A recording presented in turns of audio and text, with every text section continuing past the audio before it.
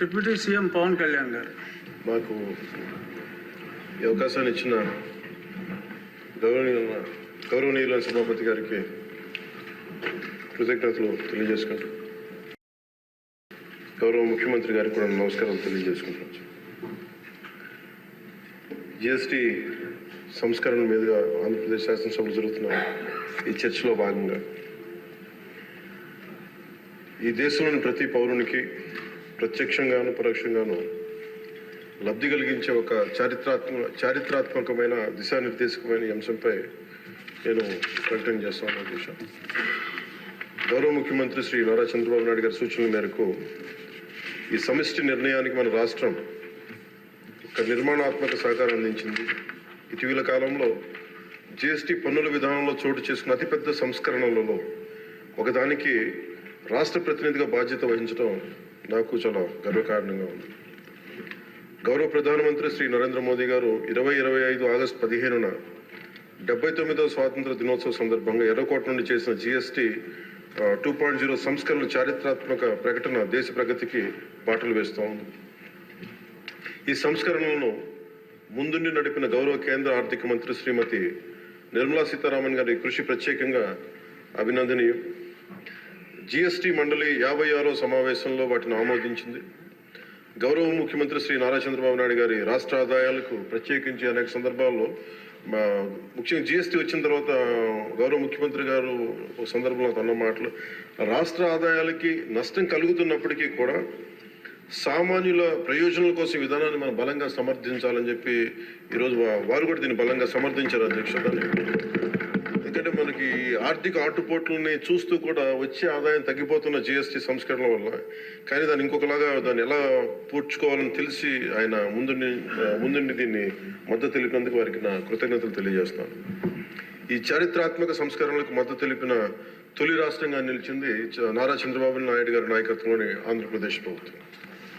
GST పన్నుల విధానాన్ని సులభతరం చేయడం ద్వారా సాధారణ ప్రజలకు ప్రత్యక్ష లాభాన్ని చేకూర్చి వ్యాపారులపై పన్నుల భారాన్ని తగ్గించి పన్ను వ్యవస్థలో పారదర్శకతను పెంచుతోంది. ఈ చారిత్రాత్మక సంస్కరణల పన్నుల విధానాన్ని సులభతరం చేసి వ్యాపార పరిశ్రమల అభివృద్ధికి సహకరిస్తుంది. ప్రజల పొదుపును పెంచి కొనుగోలు శక్తిని పెంపొందించడానికి, కొత్త పెట్టుబడులను ఆకర్షించి దేశాన్ని స్థిరమైన వృద్ధి మార్గంలో నిలపడానికి దోహదపడుతుంది. జిఎస్టీ రేట్ల సరళీకరణ ద్వారా ప్రజలు అధికంగా ఉపయోగించే వస్తువులు సేవలకు డిమాండ్ పెంచి ఉత్పత్తిని విస్తరించి కొత్త పెట్టుబడులను ప్రోత్సహిస్తుంది. తద్వారా ఆర్థిక వృద్ధికి దారితీస్తుంది. నిజంగా ప్రజలకి ఆర్థిక వ్యవస్థకి చాలా లాభదాయకమైన సంస్కరణ. రంగాల వారీగా చూసుకుంటే ముఖ్యంగా రైతుల కోసం ట్రాక్టర్లు, వ్యవసాయ యంత్రాలు, పరికరాలు మరియు ఇన్పుట్స్ పై పన్నులు తగ్గించడం వల్ల సాగు వ్యవసాయ వ్యయాన్ని తగ్గించి ఉత్పాదకను పెంచుతాయి. తద్వారా గ్రామీణ ప్రాంత ప్రజల ఆదాయాలు పెరుగుతాయి. ఆధునిక సాంకేతిక పరికరాల వినియోగం ప్రోత్సహించడం ద్వారా వ్యవసాయ వృద్ధి మరింత బలపడుతుంది. తక్కువ ఆదాయ కుటుంబాల కోసం పాలు కానీ, పెరుగు కానీ, పన్నీర్ లాంటి నిత్యావసర వస్తువులపై పన్ను 5% నుండి 0% తగ్గించడం ద్వారా రోజువారీ వ్యయాన్ని తగ్గిస్తూ ఉంది. నిత్యావసరాలు నెయ్యి కానీ, వెన్న కానీ, వంట పాత్రలపై పన్ను 12% నుంచి 5% తగ్గించడం కూడా కుటుంబ బడ్జెట్లకి ఇది చాలా ఉపశమనం కలిగిస్తుంది. అలాగే ప్రతి కుటుంబం కోసం ఉండే సబ్బులు కానీ, షాంపూలు కానీ, టూత్పేస్ట్ వంటి వ్యక్తిగత సంరక్షణ ఉత్పత్తులపై పన్ను 18% నుంచి 18% నుండి 5% పరిమితం చేయడం ద్వారా వాటి ధరలు చాలా గణనీయంగా తగ్గుతాయి. తద్వారా ఆరోగ్యం, వ్యక్తిగత పరిశుభ్రత మెరుగుదల కనపడుతుంది. మధ్యతరగతి కుటుంబాల కోసం కార్లు, ఫ్రిడ్జ్లు, టీవీలు, ఎయిర్ కండిషనర్లపై పన్ను 28% నుంచి 18% తగ్గించడం ద్వారా వాటి ధరలు అందుబాటులోకి వచ్చి ప్రజల జీవన ప్రమాణాలు మెరుగుపడతాయి.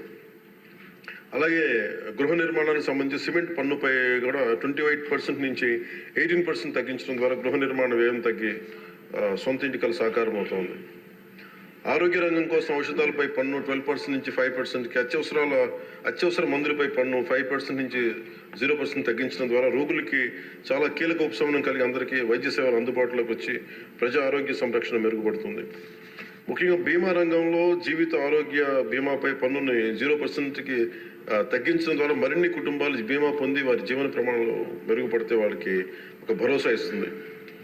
ముఖ్యంగా ఎంఎస్సీల కోసం వ్యాపార ఉత్పత్తులు, మధ్యవర్తిత్వ సేవలపై పన్ను సరళీకరణ ద్వారా ఖర్చులను తగ్గించి పోటీ వాతావరణాన్ని పెంచుతూ ఉంది. త్వరితగతిన వెంటనే రీఫండ్ ద్వారా వ్యాపారులకు సమయానికి డబ్బు అందుబాటులో ఉండే వ్యాపారం ఎగుమతులు ఉపాధి అవకాశాలు పెరుగుతాయి. విద్యారంగం కోసం విద్యారంగానికి సంబంధించిన వస్తువులపై తక్కువ పన్నులు విద్యను మరింత అందుబాటులోకి తెస్తాయి.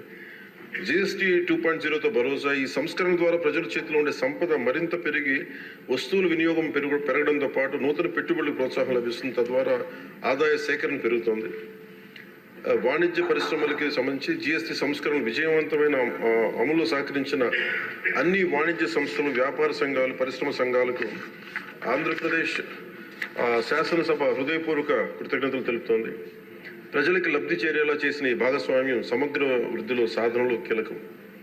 ఈ అవగాహన కార్యక్రమం ముఖ్యంగా GST సంస్కరణ లాభాలు ప్రతి కుటుంబానికి చేరుకోవడానికి ఇది ఒక కార్యక్రమం చేపట్టాలని అందరం కోరుకుంటా ఉన్నారు అధ్యక్ష.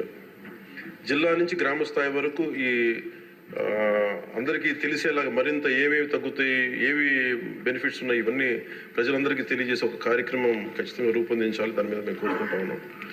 అలాగే ఈ రెవెన్యూ కానీ, కమర్షియల్ ట్యాక్స్, పంచాయతీ అధికారులు గ్రామ స్థాయిల్లో ప్రజలకు నేరుగా కలిసి వాళ్ళకి మమేకం వాళ్ళకి ఎలా లబ్ధి చేకూరుతుందో అది కూడా చెప్పగలగాలి.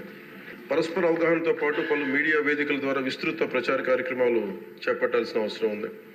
ఈ కార్యక్రమం ప్రధాన లక్ష్యం ప్రతి కుటుంబం GST సంస్కరణ గురించి తెలుసుకుని వాటిని లాభాలు పొందాలని మనస్ఫూర్తిగా కోరుకుంటూ ఆంధ్రప్రదేశ్ ప్రభుత్వం ఈ చారిత్రాత్మక మార్గదర్శక సంస్కరణ ఆహ్వానిస్తూ ప్రజల ఆర్థికాభివృద్ధి కోసం వాటి విజయవంతమైన అమలుకు సంపూర్ణ మద్దతు ప్రకటిస్తుంది. థ్యాంక్ యూ అధ్యక్ష. జై.